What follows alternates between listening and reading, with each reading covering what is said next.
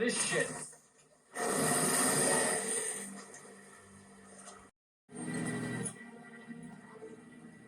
You're gonna need a bigger boat. Jaws. So, guys, one of my favorites, most likely one of your favorites too, and it doesn't get any better, I think. I ran a poll on the channel. What is the best thriller shark movie of all time? And it's Jaws, right? Then I was watching a documentary, a YouTube mini doc, and they were going over the history. And I remember it well back in the 70s, back in 1975. One of the few thrillers and R-rated movies that my parents allowed me to see. Make of it what you will, but I don't think I'm scarred from Jaws. Maybe, but I'll never forget it. I'll just never forget it. And as I'm watching the documentary, I said, there's still a lot of great movies. Look, there are. There's a huge amount of movies every year that I love. The Bike Riders, awesome film. Fall Guy, awesome film. Thank you, Ryan Gosling. So we still have great films. True, that is true. Late Night with the Devil. I love that horror film.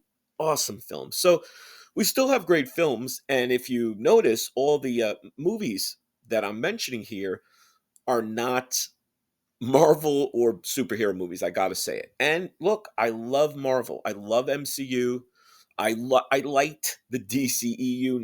Now James Gunn's doing DCU. I liked them, not as much. But it just seems to me that they can't take a chance on a movie such as Jaws. That film was not even released as a book yet. The producers, they bought the rights to the Peter Benchley novel, and his novel came out in 1974. Before it was even published, Universal and the producers, they actually bought the rights to it.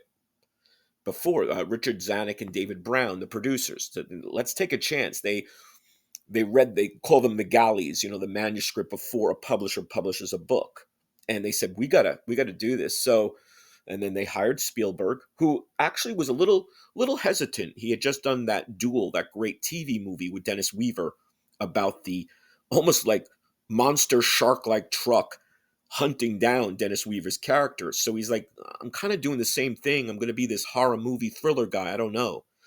But they convinced him stay, and he's very glad he did. But my thinking during this documentary is that everything today seems to be recycled. Yet another Star Wars movie, a Star Trek movie, an MCU movie. And not every movie, but certainly all the big blockbusters. And Jaws is a great example of taking a chance on something no one knew was gonna work. A reminder again, they bought the rights to the novel before the novel was published. So I just would love to see that again, wouldn't you?